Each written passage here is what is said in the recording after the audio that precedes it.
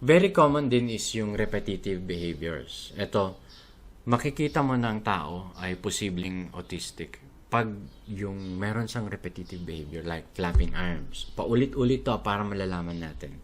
Rocking from side to side or forward. Okay? Jumping or hopping including while seated. Actually, very common to. Nakikita ko dun kay Roga ito. Yung pag parang ano siya, overwhelmed or excited or may binigay ka sa kanya na gustong-gusto niya or kumbaga yung ulam ay yung gustong-gusto niya. Mag-hap yan, tatalon-talon tapos tatalon-talon ganyan. Jumping or hopping. Okay. Flicking a rubber band or piece of string. Ayun, actually ito iniiwasan namin magkaroon ng rubber band sa bahay. Kasi pag ginaganyan nila, tumatama sa kamay nila. Or pag bibitawan, posibleng matamaan yung isang kapatid, ganyan. Or worse, actually nininibol, inangat-ngat nung mga bata. Kaya ang hirap pag actually may rubber band or yung rubber balloon sa bahay. Staring at lights. Ito is a repetitive behavior. Bakit? Gustong-gusto nilang tinitingnan ng ilaw. Yung second ko is gustong-gusto niyang tinitingnan yung moon. So, kunyari, may half moon, full moon, titignan niya sa may window. Titignan lang niya. Tapos, aalis na naman. After a few minutes, pupuntahan na naman. Titignan na naman niya. Tapos, aalis.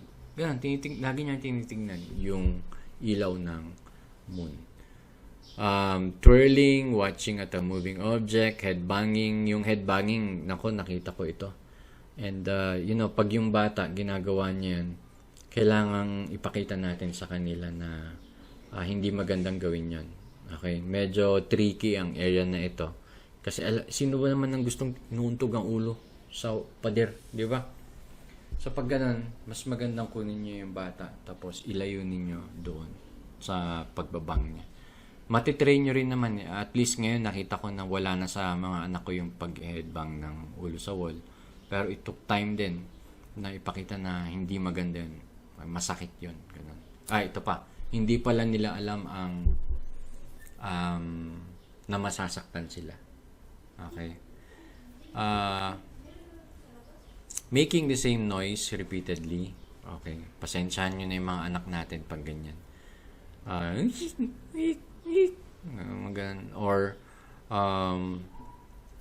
kumbaga may kinukuhang bagay tapos tinataktak. Nakakainis minsan, nakakairita, pero sabihin lang natin na no, please don't do that, ganyan, or give me that one, ganyan. As much as possible, sana iniiwasan natin yung word na no, pero sa amin hindi namin pigilan or scratching, scratch ng likod, ganyan. Ngayon, dito sa repetitive behavior, bakit? Ito kasi may sagot din sila rito yung mga researchers. Sabi nila, it's self-stimulatory behavior. They find it enjoyable yung pag-scratch. Parang, nakaka-enjoy pala, no? They find something to focus on, and it is soothing, and it helps with their anxiety. So, yan daw yung rason kung bakit nila ginagawa yung repetitive behavior. It's for purpose of enjoyment. It gives them something to focus on, and it is soothing. Now, meron akong i-share dito sa may repetitive behavior na kailangan bantayan yung mga bata. Okay? Especially sa areas kung saan may tubig. Alam niyo po, ang dami kong nabasang cases all over, sa buong mundo, na yung mga bata na may autism are drawn sa tubig. Anything na may tubig. Okay? At madaming cases na mga bata na namatay o nalunod sa areas na may bodies of water like rivers, streams, okay? So may beach or even yung sa swimming pool. Bakit? Kasi wala silang takot sa tubig. They find water appealing. Okay, so sa experience ng nakita ko dun sa mga anak ko, nung pag pumupunta sila sa O pag naliligo sila, gusto nilang naglalaro ng tubig. Now, nung mga bata sila, syempre, may mga family outings na pumunta kami sa resort.